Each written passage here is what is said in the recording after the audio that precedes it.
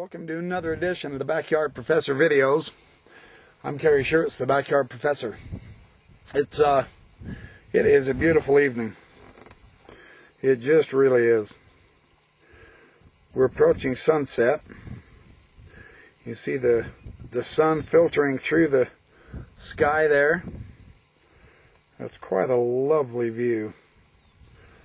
Looking off toward the west, of course. I'm going to switch gears here. I've got to get the camera up high enough. I keep wanting to try. Oh, it's too dark to see me too, isn't it? Maybe I better go on this side. Oh, there we go. See, that makes all the difference in the world. You got to know where the light is, stupid. I'm gonna switch gears here, and subjects for a little while. I've been doing videos now for.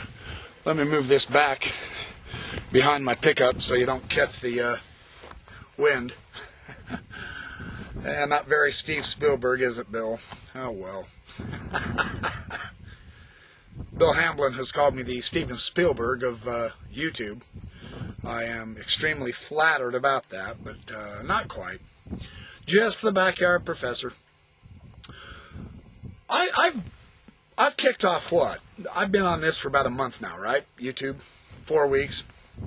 Kicked off about 115, 120 videos dealing with various facets of the Book of Mormon. By no means exhaustive. I've had a few videos that I presented on the Facsimiles of the Book of Abraham. Now, I'm going to go camping this next weekend like I was supposed to do last weekend. But I didn't because it rained all Memorial Day weekend. Yeah, you know. The rain dampens the effect, right? A law of physics. I'm going to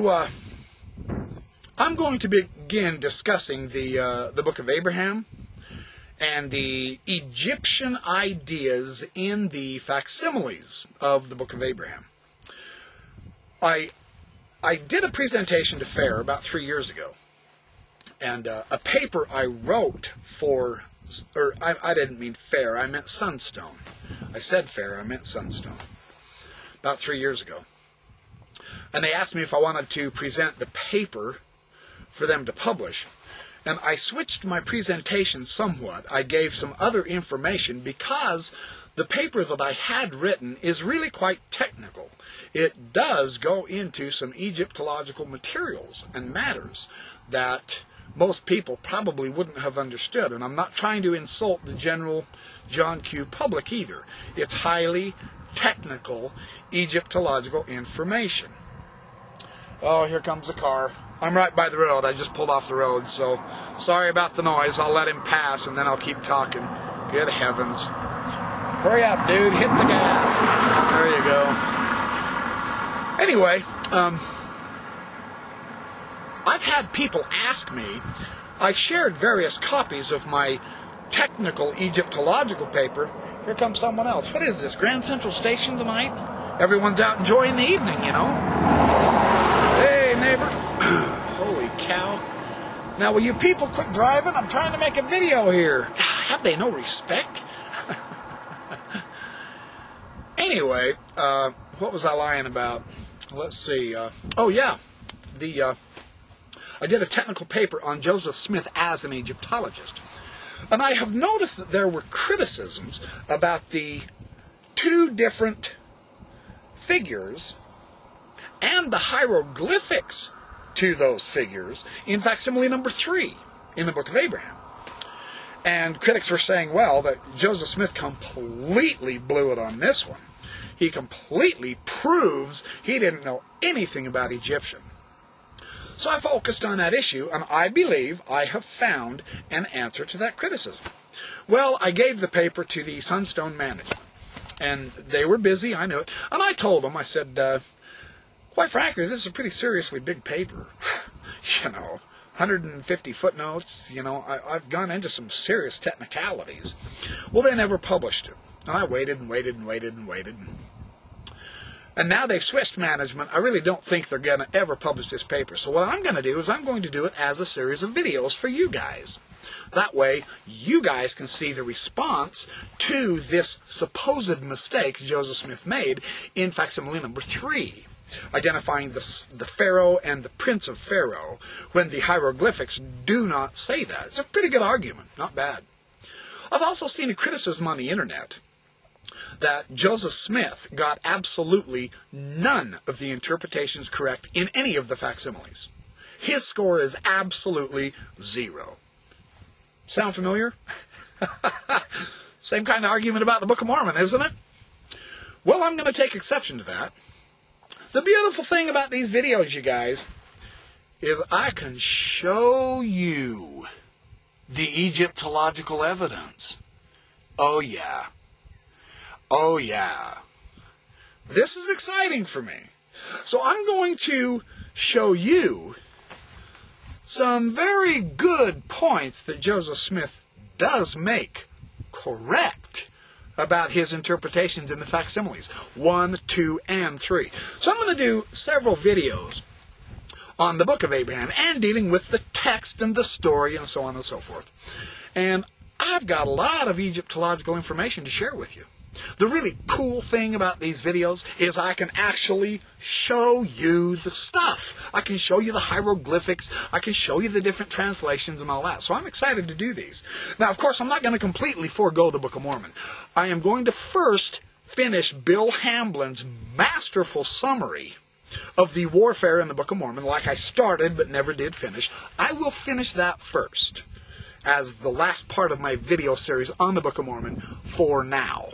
I will return to it back and forth and back and forth. But I think it's time to present some evidence refuting the critics' claim that the prophet completely missed on absolutely every one of his translations on the facsimiles. I'm not going to show you anything in this video. This is kind of the introductory video to what I'm going to do. Now,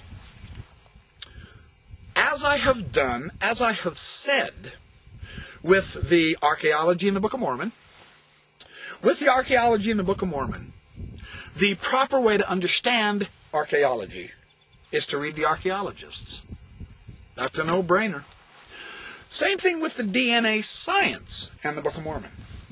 The proper way to understand DNA science and how it relates to the Book of Mormon is to study the DNA scientists. Now, something else I've done that I've noticed critics haven't is, if we're going to deal with the Egyptian materials with the facsimiles, because they really are genuine Egyptian documents, there's no question about that. If we're going to deal with the Book of Abraham facsimiles and the Egyptian interpretations, guess who we have to start reading? Yeah, the Egyptologists. Not only the Egyptologists, but the ancient Egyptians themselves. So what I'm going to do is I'm going to bring out a lot of the materials that I've discovered with the Egyptologists. In large part thanks to the magnificent labors of Hugh Nibley. I started tracking down his sources. I've got hundreds and hundreds and hundreds, if not thousands, of those scholarly articles. In fact, the majority of them were in French and German, so I had to start trying to learn French and German, so I got a smattering of stuff there. So I'm going to show you the evidence, and we're going to study the Egyptologists and see what they are translating. See, the critics have this argument. Joseph Smith got nothing right in the facsimiles for one reason. Because no Egyptologist agrees with him. You won't find one Egyptologist today that agrees with Joseph Smith. Well, that's a lie. John Gee is a bona fide Egyptologist, and he thinks Joseph Smith had something. But he's Mormon. He doesn't count. Wrong answer. He's an Egyptologist at a Yale University. I don't care what his religion is. Michael Dennis Rhodes is another one. And Kerry Muhlenstein has just shown up on the scene with his PhD in Egyptology. So there's 3 right there. I don't care if the whole world disagrees with something. The question is, what does the evidence show? This isn't a popularity party where if everyone agrees with you, you're Mr. Universe. No, it doesn't work that way. What does the evidence show in relation to how Joseph Smith translated and interpreted what those figures on the facsimiles mean? I thoroughly intend on exploring this subject, and I intend on showing you that Joseph Smith's score is not 0.